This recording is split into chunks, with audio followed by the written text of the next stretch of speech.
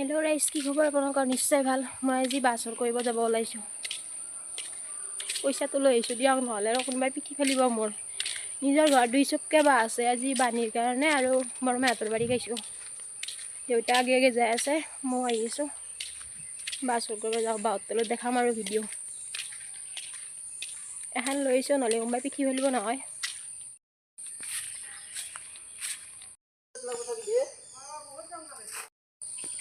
জংঘল আৰু চোৰাটোৰ মাজে মাজে যাই আছোঁ, আৰু উপায় নাই, নিবাতো লাগবই বা।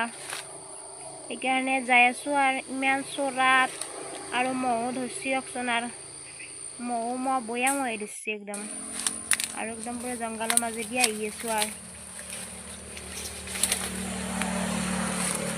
বাৰী বাৰী চুৰ কৰিব আহিছোঁ আৰু ৰাইজ, কি জংঘল দেখিছেনে? আহি গ'লো বহুত তাল। এতিয়া এটা বাবক ল'ব লাগি আজি, আৰু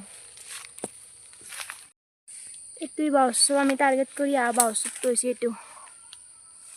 আমাৰ বাবিলাক গোটেই খাটা, সেইবাবে এইটো চপক গেলি আহিলোঁ। আৰু ইয়াতে এটা বাঁহ কাটি আৰু ঘৰত যাওঁ।